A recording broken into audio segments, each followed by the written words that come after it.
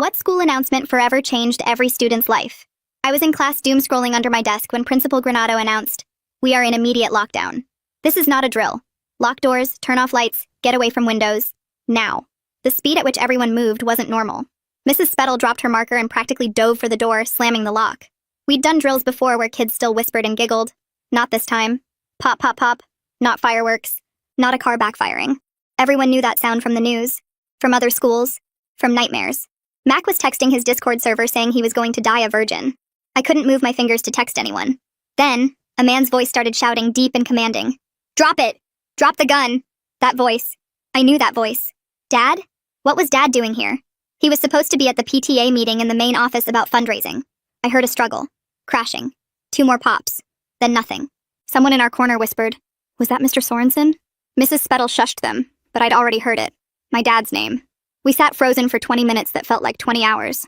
Police sirens finally wailed outside. Through the tiny window in our door, I saw officers running past with assault rifles. "Remain in lockdown," Principal Granado came back on, but his voice was broken. Crying. "Police are clearing the building. Do not move. Do not open doors." My phone buzzed. "Mom. Are you okay?" Me. "Yes. Locked down." Mom. "Thank God. Stay put." Me. "Where's Dad?" She didn't answer. Finally, officers evacuated us. Single file, hands visible, eyes forward. Walking through the halls, bullet holes in lockers, shattered trophy case, blood on the floor near the main office. A man's shoe in the middle of it. Brown loafer. Dad wore brown loafers, so I clocked that. On the football field, parents pressed against police tape, screaming names. I saw Mom and she looked destroyed. An officer was walking me to her when Principal Granado intercepted us, his white shirt splattered with blood. "Julia, come with me first." "I need to see my mom. Please." His voice cracked. He led me to an ambulance where Mom was sitting on the bumper, a paramedic holding her shoulders as she rocked back and forth. When she saw me, she let out a sound I'd never heard before. "Where's Dad?" I asked. Principal Granado knelt in front of me. "Your father was in my office when the shooter entered. He charged them, fought them, got the gun away. Where is he?" My voice sounded far away. "He saved us all, Julia. Me, the secretary, the guidance counselor. But he was shot. Twice. Julia, your dad didn't make it." The world tilted. I was screaming. "Who did it? Who shot my dad?" Mom pulled me against her, but I fought her off. "Who was it?" The principal exchanged looks with the officers nearby. The paramedic turned away. They all knew. "Tell me!" I was hitting Granado's chest, his bloody shirt. "You were there! You saw them!" "Julia, stop!" Mom sobbed. "It was a student," Granado said carefully. "The police have them. That's all." "What student? What's their name?" Everyone went quiet. Even the chaos around us seemed to pause. Granado looked at Mom. Mom shook her head violently. "She'll find out," he said quietly. "Everyone will know by tonight." "Not now," Mom begged. "Please, not like this." "Tell me now!" I screamed so loud that other parents turned to stare. They had to sedate me. The needle went in while I was still fighting, still demanding a name. The last thing I heard was Mom saying, "Don't let her find out." Not yet. I woke up in the hospital with my mom in the chair beside me and my brother Evan standing by the window. They both had been crying for hours. Who was it? My throat was raw. Mom's face crumpled. Evan turned away. "Mom, who killed Dad?" "Everyone knows who murdered my father but me." Principal Granado appeared in the doorway holding an envelope. Behind him, 2 police officers waited. Mom stood up immediately. "Don't you dare. The investigators are done with it," Granado said quietly. "She has a right to know. Before it's on the news. Before the whole school starts talking. She's sedated, traumatized." "I'm right here." I tried to sit up but the room spun. "Give it to me. Whatever that is, give it to me." Granado approached slowly, the envelope shaking in his hands. "The shooter wrote this before the police found it in his backpack." Granado placed the envelope on my bed and left too, closing the door. 3 pages fell out. A manifesto in cramped handwriting about pain, invisibility, revenge, about making them pay, about being ignored, mocked, unseen. My hands started trembling. I knew this handwriting. I'd seen it on calculus homework we did together, on the Valentine's card in my locker, on the "I love you" note from last week. The last line, "Julia is the only light in this hell, the only one who saw me. I'm sorry you'll hate me. Otto." My boyfriend Otto. I knew what I had to do. I woke up with afternoon sun coming through the hospital blinds, the kind of light that made everything look washed out and fake. Mom was asleep in the chair next to my bed, her face all puffy and red from crying, and for maybe 3 seconds I didn't remember why we were here. Then it all came back. Dad, Otto, the manifesto with my name in it. My hands were shaking, but my head felt clearer than it had since they sedated me on the football field. I knew what I had to do even though it scared me more than anything. I had to tell the police everything. Every text message, every note Otto left in my locker, Every weird thing he said that I brushed off because I thought he was just stressed. I couldn't hide from this. Dad died stopping Otto, and I owed it to him to help them understand what happened, even if it meant everyone would see our private conversations and judge me for not seeing the signs. Mom stirred in her chair and opened her eyes, looking at me like she was checking to make sure I was still real. I didn't say anything. Neither did she. We just sat there in the hospital quiet with machines beeping down the hall. That evening, a detective showed up, tall guy in a wrinkled suit who looked like he hadn't slept in days either. He asked for my phone and all the messages between me and Otto.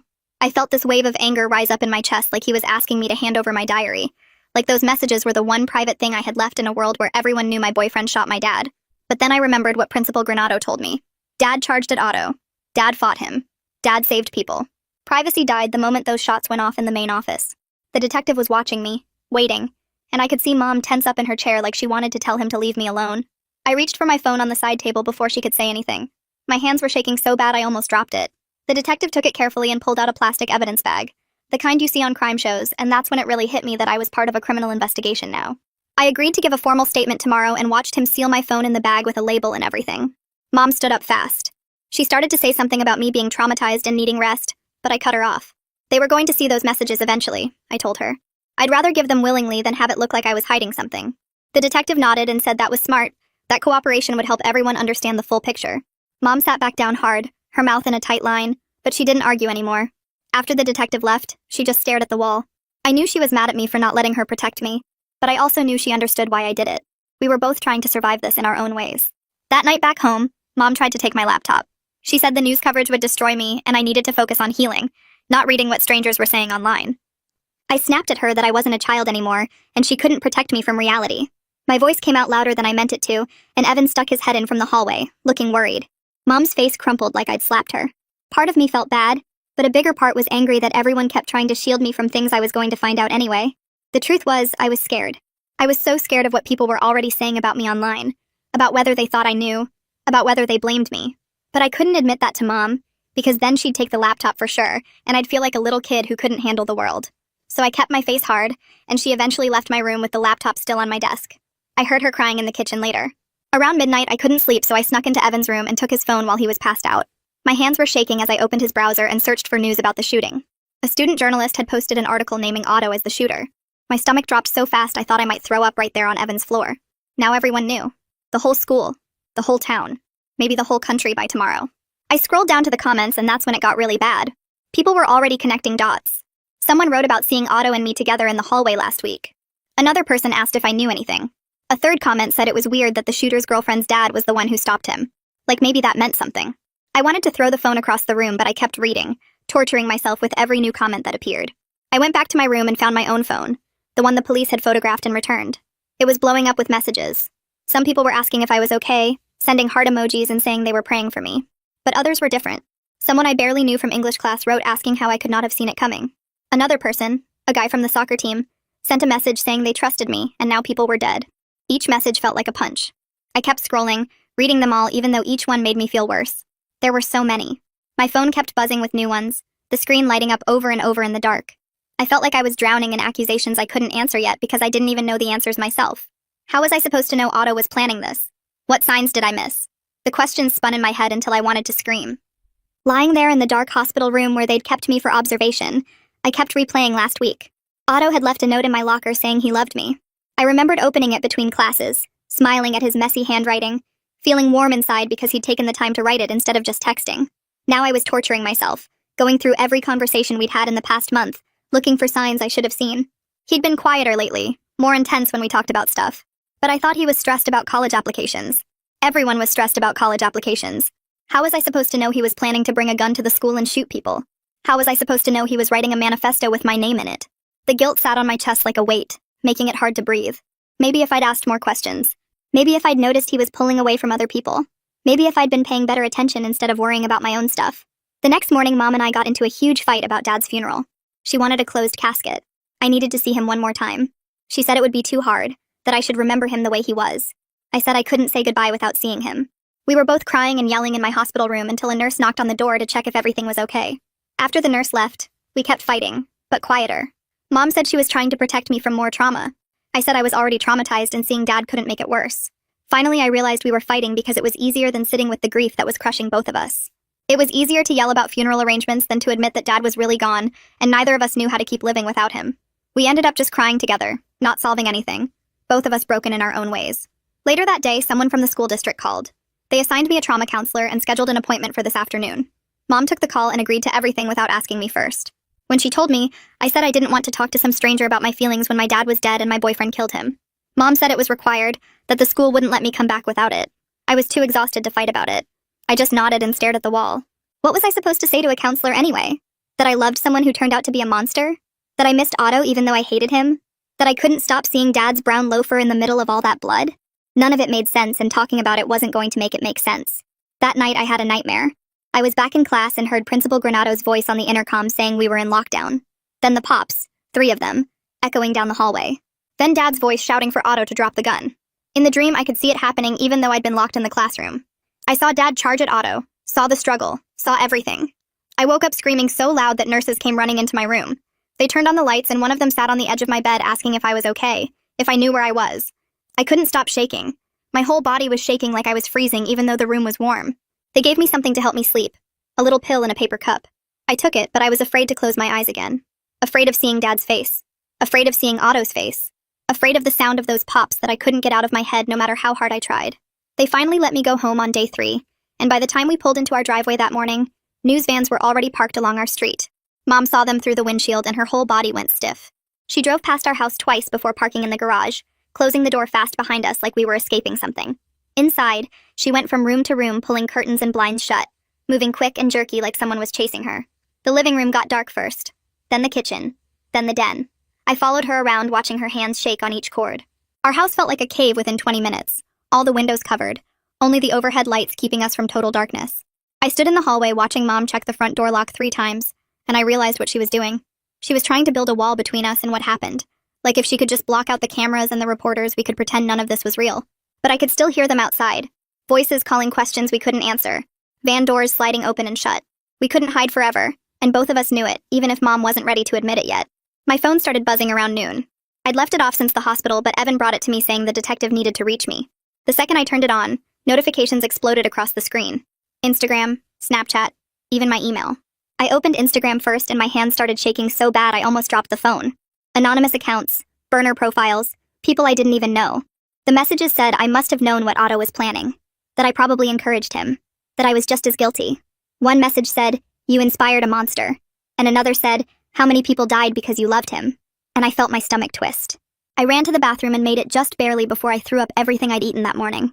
Mom found me on the floor by the toilet, still holding my phone, messages still coming in. She took the phone away and helped me up, but I could see more notifications lighting up the screen in her hand.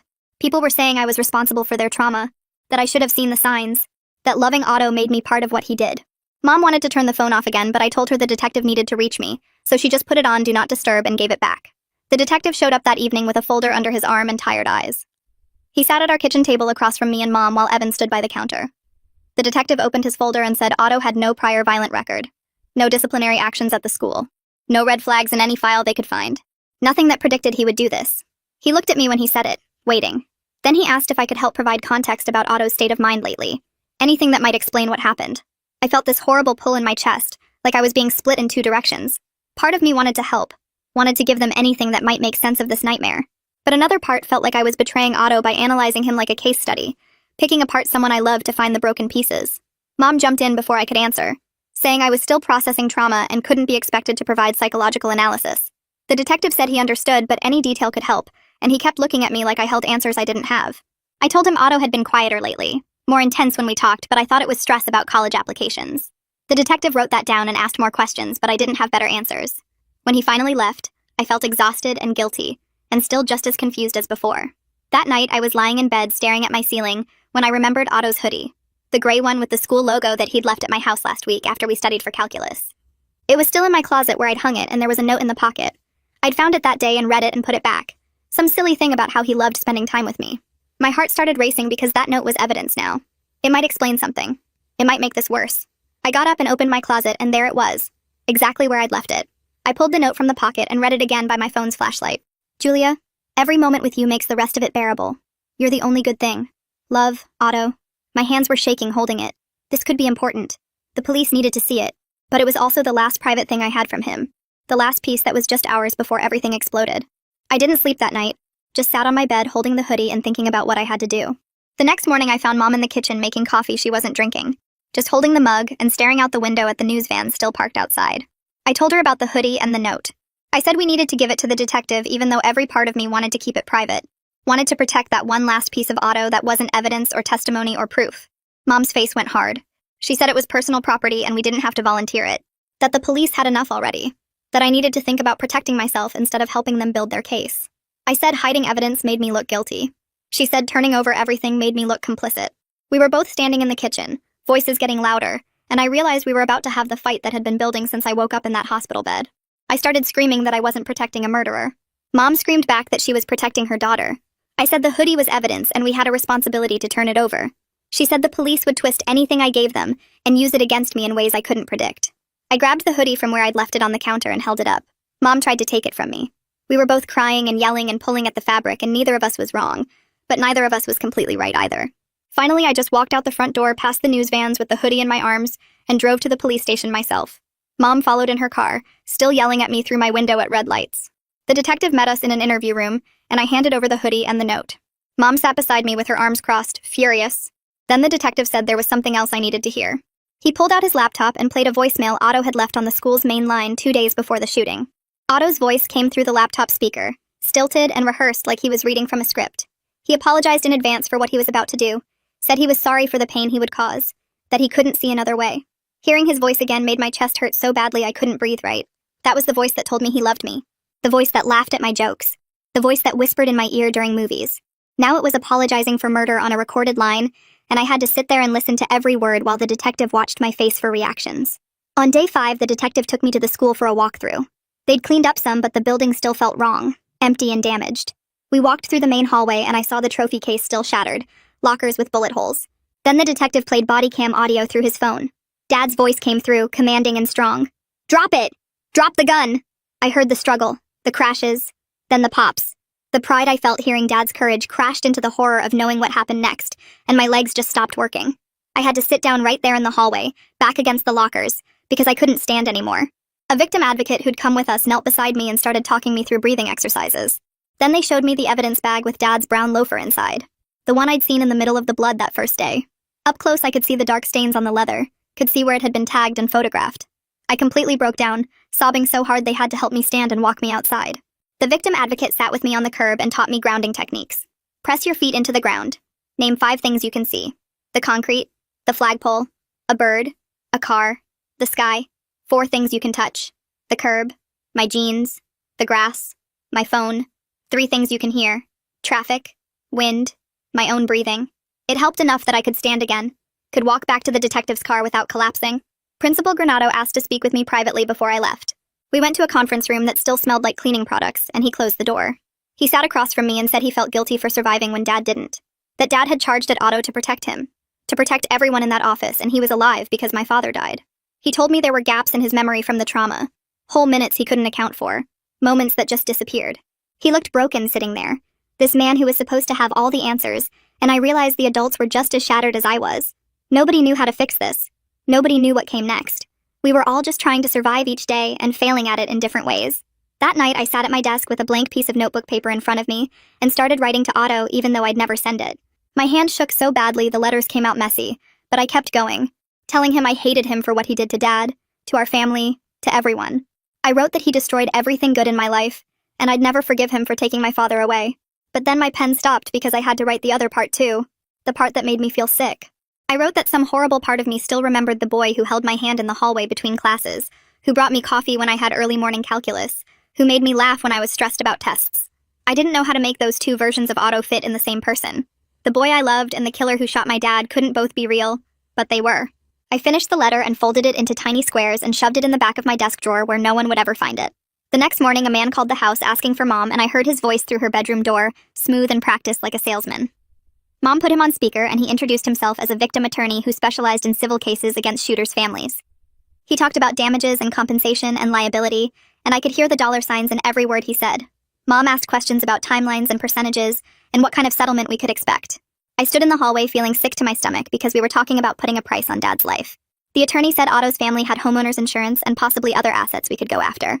Mom thanked him and said she'd think about it, but I could tell from her voice she was already interested. After she hung up, I went into her room and told her it felt wrong to profit from Dad's death. She said we'd need the money for my college and Evan's loans and the mortgage, and I knew she was right, but it still made me want to throw up. Later that afternoon, Mom started talking about doing interviews, saying reporters had been calling and maybe we should tell our story publicly. She wanted to go on the local news and condemn monsters like Otto, make sure everyone knew what kind of evil he was. I pushed back hard, saying it wasn't that simple, and we didn't know the whole story yet. Mom's face went red and she accused me of still defending him, of caring more about my dead boyfriend than my dead father. I yelled that trying to understand how this happened wasn't the same as excusing it, that maybe if we understood we could stop it from happening again. She said I sounded like I was making excuses for a murderer, and I screamed that she was making everything black and white when it was all gray and complicated. We both ended up crying in different rooms. The school called that evening about planning a vigil for Dad and the other people who were hurt. The woman on the phone asked Mom if we had preferences about how they handled it, specifically whether they should name Otto or just refer to the incident. Mom said immediately that they should erase his name, never speak it, treat him like he never existed. The woman asked if I agreed, and I sat there on the couch not knowing what to say. Part of me wanted Otto erased from history, wanted to pretend he never existed so I didn't have to explain our relationship. But another part knew that pretending wouldn't change reality, wouldn't make any of this less real. I stayed silent while Mom filled the quiet with more opinions about erasure and moving forward. The woman said she'd take our thoughts into consideration and hung up. Mom looked at me like she was waiting for me to agree with her, but I couldn't. That night, Mac texted me for the first time since the shooting. The message just said people at the school were blaming me, that rumors were spreading I must have known about Otto's plans. He said some kids were saying I probably encouraged him or didn't stop him when I could have. Mac didn't defend me in the text, didn't say he thought the rumors were wrong. He just reported what people were saying like he was a messenger with no opinion of his own. I stared at the message feeling this deep sense of betrayal, because Mac and I had been friends since middle school. We'd sat together at lunch, studied together, complained about teachers together. Now he was telling me people thought I was responsible for their trauma and he wasn't even saying they were wrong. I didn't text him back. I opened my laptop and started writing an email to Otto's mother, even though I knew it was probably a terrible idea. I wrote that I was sorry for her loss too because she lost her son even though he was still alive. I said I didn't think she was a monster, that parents can't always see what's happening in their kids' heads. I told her I was sorry she had to live with what Otto did, sorry people probably hated her for something she didn't do. I wrote that I knew everyone expected me to hate her, but I couldn't hate someone who was suffering just like I was suffering, just in a different way. My finger hovered over the send button for a full hour. I kept thinking about what Mom would say if she found out, how she'd probably ground me or take away my laptop or worse. But I needed this woman to know that not everyone blamed her, that at least one person understood her pain. I hit send before I could change my mind, and then immediately felt scared and relieved at the same time. The detective called the next morning and his voice was sharp and serious. He asked if I'd contacted Otto's family and my stomach dropped because somehow he already knew. I admitted I'd sent an email to Otto's mother and he told me not to contact them again because it could mess up the case. He explained that any communication between us could be seen as witness tampering or could give the defense ammunition they didn't need. I said the email was already sent, and there was nothing I could do to take it back. He sighed and said to not do it again, then hung up. Sitting there with my phone in my hand, I felt this small spark of something like power. Everyone wanted to control how I grieved and who I was allowed to feel sorry for, but I'd made my own choice. It was probably stupid and definitely risky, but it was mine. That afternoon I had my therapy appointment and the counselor asked how I was handling the guilt. I told her I kept thinking about whether my relationship with Otto somehow caused this, or could have stopped it. She leaned forward and explained the difference between responsibility and influence. How Otto made his own choices, and I couldn't have controlled what he decided to do. She said I could have influence on someone without being responsible for their actions. That loving someone doesn't make you accountable for their violence. It was the first time anyone had given me permission to not carry all of this guilt on my shoulders. She taught me this thing where I imagined putting the guilt in a box and setting it down, just for a minute, just to see how it felt to not hold it. I tried it and felt this tiny bit lighter, like maybe I could breathe a little easier. The relief only lasted a few minutes before the weight came back, but those few minutes mattered. That night I checked my email obsessively, refreshing every few minutes even though I told myself not to expect a response. Around 9, Otto's mother replied. Her message was short and careful, saying she'd like to meet with me privately if I was willing. She suggested a park bench in a town 2 hours away where no one would recognize us. Reading her words made my hands shake so badly I almost dropped my phone. This felt dangerous and necessary at the same time, like we were the only two people in the world who understood this specific impossible pain. Everyone else was either a victim or an outsider, but we were both, stuck in this terrible middle space. I wrote back saying yes before I could overthink it. We met on a Saturday morning at a park I'd never been to before. I got there first and sat on the bench watching families play with their kids on the playground. Normal people living normal lives. Otto's mother arrived 10 minutes later, and I recognized her immediately from the one time I'd met her when Otto and I were dating. She looked older now, tired in a way that went deeper than just not sleeping. We both started crying before either of us said anything. She told me she was sorry my father died and I could hear in her voice that she meant it, that this was destroying her too. I said I was sorry her son was facing life in prison and she broke down harder. We sat there on that bench crying and apologizing for different things, for losses that weren't really comparable but somehow felt connected. She said she kept trying to understand how her boy became capable of this, and I said I was trying to understand the same thing. We didn't solve anything or make anything better. But there was something human in sharing this grief with the only other person who understood how complicated it was. After an hour, we both stood up to leave, and she hugged me tight, and I let her. Then we walked to our cars in opposite directions, and I knew we probably wouldn't see each other again, but I was glad we'd had this one impossible conversation. Before we stood up to leave, Otto's mother looked at me with red eyes and said something that made my stomach drop. She mentioned that Otto had missed a follow-up appointment with the school counselor back in October, some meeting that was supposed to happen after his first session. She thought the school had handled it, figured they'd rescheduled or whatever, but now she was realizing nobody ever called to follow up. The anger hit me fast and hard, this burning feeling in my chest that maybe someone could have stopped this if they'd actually done their job. I didn't say anything to her about it because she looked destroyed enough already, but I filed it away in my brain as something I needed to ask about. We hugged goodbye and walked to our separate cars, and I sat in mine for 10 minutes just gripping the steering wheel and thinking about that missed appointment. That afternoon, the detective called and asked me to come down to the station because he had some information to share. Mom drove me there, and we sat in this bland conference room with beige walls while he laid out a folder on the table. He explained that they'd found threat assessment notes in Otto's school file, concerns from an English teacher about some essays he'd written that had dark themes. The notes were dated from September, marked for review by the counseling department, but they'd gotten buried somewhere in the system and never escalated to anyone who could have intervened. I felt my frustration shift from blaming myself to blaming the system. All these adults who were supposed to be watching and somehow missed every single warning sign. The detective said the school was conducting an internal review, but that wasn't going to bring Dad back or undo what happened. Mom asked if we could sue the school district, and the detective said that was a question for a lawyer, which felt like a yes without saying yes. That night, the school board held this public meeting in the auditorium, and Mom wanted me to stay home, but I insisted on going. The place was packed with angry parents screaming about safety failures and demanding people get fired. One mom stood up and yelled that her daughter still couldn't sleep, that the district had failed to protect their kids, that heads needed to roll. Another dad demanded to know why the threat assessment system existed if nobody was going to use it. I sat in the very back row with my hood up, not ready to perform my grief for this angry crowd that wanted simple answers to questions that felt way more complicated. Principal Granado was up on the stage looking like he'd aged 10 years, and the superintendent kept saying they were investigating and implementing new protocols. It all felt hollow, like closing the barn door after the horses escaped. After the meeting ended, this kid from the school newspaper found me in the parking lot. He introduced himself and made this careful pitch about doing an interview, promising I could review all the quotes before anything got published. He said he knew my story was being told by everyone except me, and maybe I deserved to control my own narrative. I was tempted because I was so tired of other people deciding what the truth was, but I was also terrified of being misquoted or having my words twisted. I told him I needed to think about it, and he nodded and said that was completely fair. He gave me his email and said to reach out if I changed my mind. No pressure, and then he just walked away. That was the first time someone had asked for my story and actually accepted no as an answer, which made me trust him slightly more than I trusted anyone else. The next morning, the detective called again, and this time he walked me through the preliminary sequence of what happened in that office. He said Dad had physically grabbed Otto and disarmed him during a struggle, got the gun away, and had him pinned against the wall. But then Otto managed to get the gun back somehow, and they both ended up on the ground, and that's when Otto shot Dad twice at close range. I felt this weird mix of pride that Dad fought so hard and horror at imagining those final moments, my brain trying to picture it and failing because I didn't want to see it. The detective asked if I was okay, and I said yes, even though I wasn't, and he said he had something else to show me if I was ready. They pulled up a surveillance still from the hallway camera, grainy black and white image of Dad pinning Otto against the wall with his forearm across Otto's chest. I stared at that photo for what felt like forever, trying to make sense of what I was seeing. That was my father being a hero and my boyfriend being a killer in the same frame, and my brain kept short-circuiting trying to process how both of those things could be true at the same time. I asked for a copy of the photo, and the detective said he couldn't give me one yet, but I could look at it as long as I needed. After I left the station, I sat in my car and pulled up the student journalist's email on my phone. I wrote him a message saying I'd do an interview but only under my terms, written questions submitted in advance, final approval on all quotes, and published under my full name so nobody could say I was hiding. He wrote back within 5 minutes saying he agreed to everything and thanked me for trusting him. It felt like taking back a tiny piece of control in a situation where I had none. That afternoon, the victim attorney called Mom about the civil case, and during the conversation, he warned that discovery would expose all my text messages with Otto to the public. Mom looked at me while he was talking, and I could see her wanting to protect me from that exposure. But I made a choice right there to be transparent now, rather than have it leaked later and used against me. I told Mom I wanted to own my story before someone else could weaponize it, and she thought I was crazy, but I knew it was the right call. That night, Mom and I had the biggest fight we'd ever had, standing in the kitchen screaming at each other about whether I was allowed to humanize Otto publicly.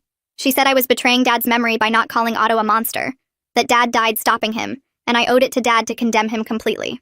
I screamed back that Dad would want me to tell the truth, the whole complicated truth, Not some simplified version where Otto was pure evil and nothing else. Mom screamed that I didn't get to speak for Dad anymore, that I'd lost that right when I chose to defend the person who killed him. We were both crying and yelling and saying things we couldn't take back, and eventually I just went to my room and slammed the door. I could hear her sobbing in the kitchen, and I was sobbing in my bed, and we were both completely alone in our separate rooms, dealing with the same impossible grief in totally different ways. The next morning, Mom drove me to therapy without speaking, both of us still raw from last night's fight. The counselor's office smelled like lavender and had those generic motivational posters on the walls that usually made me roll my eyes. She had me sit in this oversized chair that swallowed me up and asked how I was doing, which felt like the stupidest question anyone could ask. I told her about the fight with Mom, about how Mom wanted me to hate Otto completely, and I couldn't do that even though I wanted to. The counselor pulled out this worksheet with 2 columns and had me write contradictory truths that were both real at the same time. Otto loved me, and Otto killed people. Dad was a hero, and I'm allowed to grieve my boyfriend too. Otto was kind to me, and Otto caused unimaginable pain. Seeing them written out like that made my brain hurt less somehow, like maybe I didn't have to choose between them. She taught me this grounding technique where I pressed my feet hard into the floor and named 5 things I could see, 4 things I could touch, 3 things I could hear. We practiced it over and over until my breathing slowed down and the tightness in my chest loosened a little. She said cognitive dissonance was normal, that my brain was trying to make sense of information that didn't fit together. She gave me a crisis plan card with steps to follow when the contradictions felt unbearable, and I folded it into my pocket like a lifeline. Day 12. The school partially reopened with metal detectors at every entrance and cops stationed in the hallways. Mom wanted to keep me home, but I needed to see it. Needed to walk through those halls and prove to myself I could do it. The accommodation plan said I could leave any class if I got triggered and go straight to the counselor's office, no questions asked. Evan drove me because Mom couldn't handle it, and when we pulled into the parking lot, I saw the news vans were still there. Walking through the front doors felt like entering a crime scene that someone had tried to clean up but couldn't quite erase. The trophy case was boarded up with plywood. The lockers near the main office had been replaced, but you could still see the bullet holes in the wall behind them. Counselors stood at every corner wearing these bright yellow vests like they were directing traffic. I made it to my locker and my hands were shaking so bad I couldn't work the combination. A counselor came over asking if I needed help, and I waved her off because I needed to do this myself. Finally got it open, and just stood there staring at my books like they were artifacts from another life. Made it to first period and sat in my usual seat, pressed my feet into the floor like the counselor taught me. 5 things I could see. Whiteboard, clock, Mac's empty desk, the door, Mrs. Spettle's coffee mug. 4 things I could touch. Desk surface, my jeans, my backpack strap, the pencil in my hand. Made it through the whole period without leaving, and that felt like the tiniest victory. Like maybe I could survive this after all. Between first and second period, I saw Mac in the hallway, and he looked right at me, then immediately turned away. Just completely avoided eye contact like I was invisible or contagious. I heard someone whisper behind me, "That's her," the girlfriend, and my whole body went cold. 2 girls I used to eat lunch with walked past without acknowledging me, and I wanted to grab them and scream that I'm a victim too, that I lost my dad and my boyfriend in the same horrible moment. But I knew some people would never see me as anything but complicit, like I should have known or could have stopped it. The loneliness crushed down on me so hard I had to lean against a locker to stay upright. A freshman stared at me with this mix of fear and fascination, like I was a museum exhibit about tragedy. I made it to second period and sat in the back corner where I could see the door, which the counselor said was normal for trauma survivors. Spent the whole class feeling like everyone was looking at me even when they weren't, like my connection to Otto was written across my forehead in permanent marker. After third period, a teacher I barely knew pulled me aside in the hallway and said all my assignments had flexible deadlines, that I should just focus on getting through each day. She was trying to be kind and I appreciated that, but it also made me feel marked as damaged, like I was the broken student who needed special accommodations. I thanked her and felt this weird mix of gratitude and resentment at the same time. Grateful that someone was cutting me slack, but hating that I needed it, hating that everyone could see how not okay I was. Another contradiction to add to my list. I appreciate the accommodation, and I hate the special treatment. The counselor would probably say that's normal too, that grief doesn't follow logic. Made it to lunch and couldn't face the cafeteria, so I ate in my car, scrolling through messages from people I hadn't heard from in weeks, suddenly checking if I was okay. Deleted most of them without responding because I didn't have the energy to perform being fine or being devastated or whatever they wanted from me. Principal Granado found me in the parking lot after lunch and asked if I'd be willing to speak at a staff debrief about my experience. He said it would help teachers understand what students were going through, that my perspective would be valuable. I looked at him standing there in his clean shirt, nothing like the bloody one from that day, and I felt this surge of protectiveness over my own story. I told him no, firmly and clearly, that I wasn't ready to be an object lesson for anyone's healing process. He looked disappointed but nodded and said he understood, that the offer stood if I changed my mind. Walking away from that conversation felt good, like I was learning to protect myself instead of just performing for everyone else's needs. Setting that boundary made me feel slightly more in control, like maybe I could decide what I shared and when I shared it. The counselor had said boundaries were important, that I didn't owe anyone my trauma just because they asked for it. This felt like practicing that, like taking back tiny pieces of autonomy in a situation where I'd had none. That night, I checked my email and found a message from Otto's mother with a photo attached. The subject line said, "I'm sorry for the wait of our meeting." And when I opened it, I saw a picture of Otto as a little kid, maybe 7 or 8 years old, wearing a soccer uniform and grinning at the camera. His front teeth were missing and his hair was messy, and he looked so normal, so innocent, so incapable of what he'd grow up to do. I stared at that photo for probably 20 minutes, zooming in on his face and trying to see some hint of the violence to come. But there was nothing. Just a regular kid who probably had no idea his life would end up like this. The note from his mother apologized for how heavy our park bench conversation must have been. Said she hoped I was taking care of myself.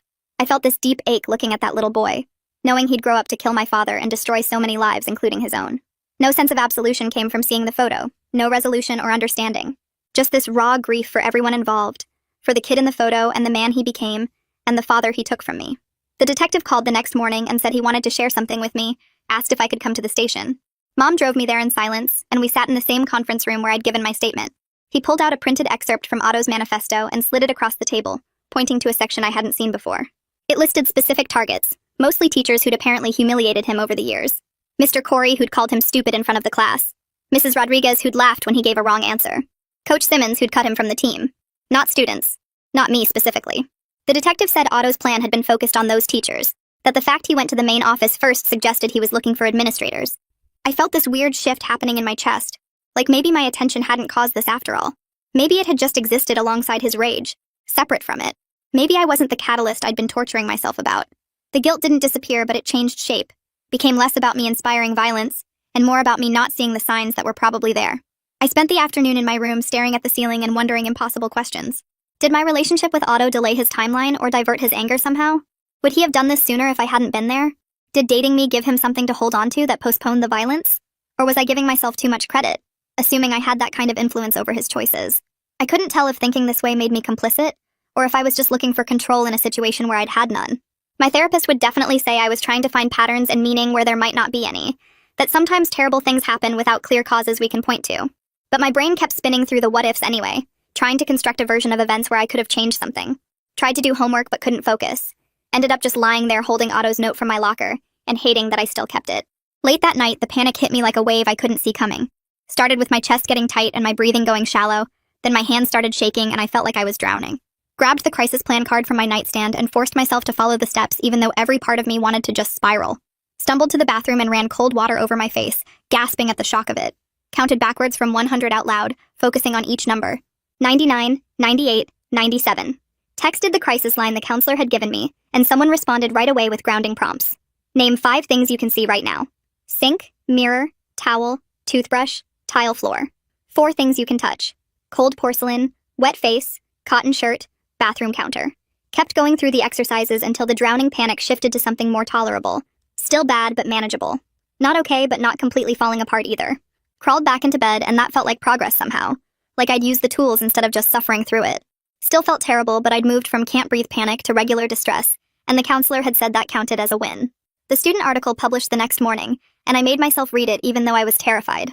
My quotes were there exactly as I'd approved them, talking about grief and confusion and not having easy answers. The comments section filled up fast, and I watched them roll in with my stomach in knots. Some people showed real empathy, said they were sorry for my loss and appreciated my honesty. Others called me attention-seeking, said I was trying to make myself the victim when real victims had died or been traumatized. Someone wrote that I probably knew all along and was covering my tracks with fake grief. Each negative comment felt like a punch, but I kept reading anyway, making myself sit with the discomfort instead of running from it. My nervous system rode the waves of anxiety, spiking with each cruel comment and settling slightly with each kind one. Didn't drown in it, though. Didn't spiral into full panic. Used the breathing techniques and the grounding exercises, and just let the feelings exist without trying to fix them. Closed the laptop after an hour and realized I'd survived it, that I could handle people's judgments without completely falling apart. Took that as a win, even though everything still hurt, even though nothing was resolved. Progress wasn't feeling better. It was just staying present while feeling terrible, and somehow that was enough for today. That night, Mom told me the school board was meeting to vote on a memorial policy, and asked if I wanted to watch the live stream. I said no at first, but then changed my mind because I needed to see how they'd handle this. Sat on the couch with my laptop while Mom made tea she wouldn't drink. The board members looked tired and scared, shuffling papers and avoiding eye contact with the camera. They voted to memorialize victims only with no public mention of the shooter's name in any official materials. The motion passed unanimously, and parents in the audience clapped. I felt this weird mix of relief and sadness because erasing Otto wouldn't erase what happened, but I understood why people needed him to disappear. Mom squeezed my shoulder, and I let her, even though part of me wanted to pull away. Closed the laptop and went to my room where I pulled out a notebook and started writing Dad's eulogy because the funeral was in 2 days and I couldn't let someone else tell his story. Wrote about how he coached Evan's Little League team even though he knew nothing about baseball and made terrible puns that made everyone groan. Wrote about his obsession with grilling and how he'd stand outside in winter with a spatula talking to the burgers. Wrote about the time he cried watching my 8th grade graduation and tried to pretend he had allergies. I wanted people to remember him as human, and not just as a hero because symbols don't leave daughter-shaped holes in the world. Finished writing as the sun came up and my hand was cramping, but I felt like I'd done something right for once. That afternoon, the detective came by to collect Otto's hoodie and all his notes, and I'd already pulled them from my closet. Mom tried to talk me out of it one more time, but I walked past her and handed everything over in a plastic bag. The detective thanked me and said this would help build a complete picture. Letting go of those last physical pieces felt like releasing control and choosing truth over protecting myself. Scared me, but also felt right in a way I couldn't explain. Mom was quiet after he left, and I knew she was mad, but I didn't apologize. Later that evening, she met with the victim attorney in our dining room, and I sat in the kitchen pretending not to listen. Heard words like compensation and damages and negligence, and my stomach turned. The attorney left papers for Mom to sign, and she did it right there with her mouth set in a hard line. I felt uneasy about it, even though I understood we'd have bills and probably therapy costs forever. Our goals were splitting apart, and I could feel it. She wanted justice and money, and I wanted understanding and maybe some impossible version of forgiveness that didn't exist yet. Didn't say anything because what could I say that wouldn't start another fight? The next morning, Principal Granado texted asking if I'd meet him at a coffee shop, and I almost said no, but something made me agree. He was already there when I arrived, looking older than he had 2 weeks ago. We sat outside even though it was cold, and he apologized for that day on the field when I was screaming at him. Said he should have handled it better and he was sorry I found out that way. I told him I was sorry for hitting him and for all the things I yelled. He said he didn't blame me for my rage, and I said I didn't blame him for surviving. And something softened between us. Not forgiveness exactly, but maybe understanding. He bought me hot chocolate, and we didn't talk much after that, but it felt okay to just sit there.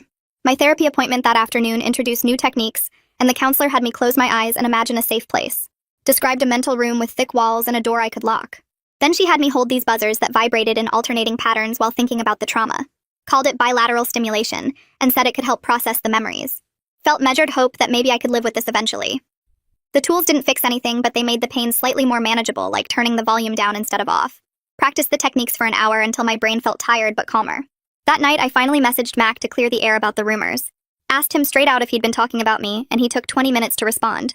When he did, he apologized for not defending me when people were saying things. Admitted he was scared of being associated with me and didn't want to become a target too. I appreciated the honesty even though it hurt to know he'd chosen safety over friendship. Told him I understood and meant it because I probably would have done the same thing in his position. We didn't make plans to hang out, but at least the air was cleared. The next morning, I woke up early and grabbed my phone and opened the voice memo app. Started recording everything I needed to say to Otto. Told him I hated him for killing Dad and destroying my family. Told him I was angry he'd put his pain above everyone else's safety. Told him I didn't understand how he could love me and still do this. Talked for 15 minutes until my voice was raw and my hands were shaking. Then I played it back once and deleted it without sending. The release came from saying the words out loud and not from him hearing them. That was enough. Later that afternoon, Otto's mother emailed saying she was moving to another state to escape the threats and harassment. People had spray-painted her house and someone threw a brick through her window. Said she couldn't stay in a place where everyone wanted her dead for something her son did. I felt both empathy for her impossible situation and relief that this distance might help both of us heal. Wrote back wishing her luck and meant it because she was suffering too, even if people didn't want to admit it. The detective called that evening while I was eating dinner, and Mom answered, then handed me the phone with a worried look. He told me there was a preliminary hearing date set for next month, and I might be asked to testify about Otto's state of mind and our relationship. The anxiety hit immediately and my chest got tight, but I used the grounding techniques from therapy. Pressed my feet into the floor and counted my breaths and named 5 things I could see. The panic stayed contained instead of spiraling, and I told the detective I'd do whatever was needed. Hung up and sat there feeling proud of myself for using the tools and staying present instead of falling apart. The therapist's office felt smaller than usual when she brought up the preliminary hearing scheduled for next week. She leaned forward in her chair and asked if I'd thought about attending, then immediately followed with her recommendation that I shouldn't go. Watching Otto in court would put me in the same room with him for the first time since everything happened, and my nervous system wasn't ready for that kind of confrontation. She explained that re-traumatization was a real risk, that seeing him in handcuffs and prison clothes might undo weeks of progress with the grounding techniques and crisis management tools. I sat there pressing my feet into the floor and counting my breaths, using the exact techniques she'd taught me, and realized I didn't want to go anyway. Choosing not to attend wasn't weakness or avoidance. It was protecting myself from something I genuinely wasn't ready to handle. I told her I'd skip it, and felt this weird relief, like giving myself permission to prioritize my healing over some idea of what I was supposed to do. The student journalist texted me that afternoon asking for comment on the upcoming hearing, probably hoping for some dramatic quote about facing Otto in court. I typed out a polite decline and hit send without the usual anxiety spiral about whether I was making the right choice. Each time I said no to something that didn't serve me, the decision got a little easier, like I was learning to trust my own judgment instead of constantly second-guessing myself. He responded with a simple acknowledgement and didn't push, which made me respect him more than if he'd tried to convince me. Mom picked me up from therapy and drove us to the school for the memorial unveiling, and I could see the news vans already parked along the street. The main hallway had been blocked off with temporary barriers, and a small crowd gathered near the trophy case, where they'd installed a bronze plaque with Dad's name. Principal Granado stood beside it looking older than I remembered, and Evan waited by the water fountain with his hands shoved in his pockets. Mom squeezed my hand as we walked up, and I felt this quiet sorrow mixed with gratitude that Dad had a place now where people could direct their grief. The plaque listed his name, the date, and a simple inscription about courage and sacrifice, and I traced the letters with my fingers while people took photos. Evan put his arm around my shoulders and we stood there together, not saying anything, just existing in the weight of it. People needed this memorial, needed somewhere physical to process what happened, and now they had it even if it couldn't bring Dad back or make sense of any of this. That night, Mom made pasta, and we sat across from each other at the kitchen table in tense silence, both of us exhausted from the memorial and everything else. She started talking about grief counselors and support groups, and I could feel us heading toward another fight about how we were each handling things differently. I stopped her and suggested we needed some ground rules instead of constantly battling over whose approach was right. We spent an hour negotiating boundaries, agreeing that we'd both stay in therapy, no TV news allowed in the house, and we'd try to respect each other's different grieving styles even when we didn't understand them. It wasn't harmony or some beautiful mother-daughter healing moment, just a practical truce that gave us both room to breathe. Mom agreed to stop trying to control my every move, and I agreed to keep her informed about major decisions, and we shook hands across the table like we were signing a treaty. The next morning, I wrote a letter to Otto's mother on plain notebook paper, thanking her for meeting with me at the park, and wishing her peace in whatever new life she was building. I kept it short and respectful, making it clear I wasn't expecting a response, and that reaching out was about my own healing process. Sealing the envelope felt significant, like I was releasing something I'd been carrying, and I walked it to the mailbox on the corner before I could change my mind. The act of sending it mattered more than whether she ever read it or wrote back, and I felt lighter walking home. That afternoon, I returned to calculus class for the first time since the shooting, and the moment I walked through the door, I saw Otto's empty desk in the third row.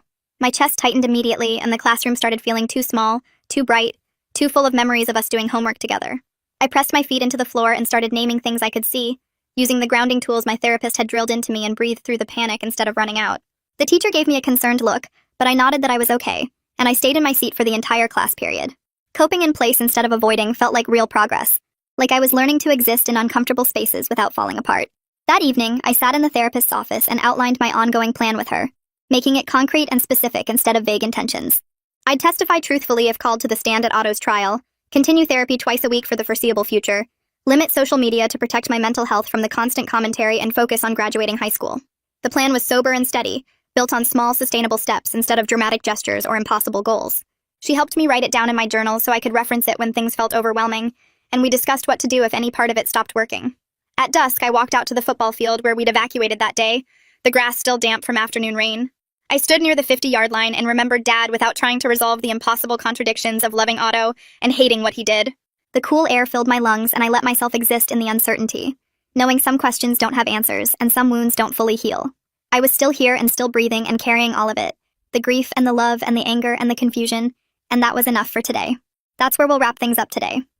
I'm really happy you were here because it makes telling these stories feel worthwhile. I hope it added something kind or gentle to your day. Subscribe if you want to keep building this little space with me.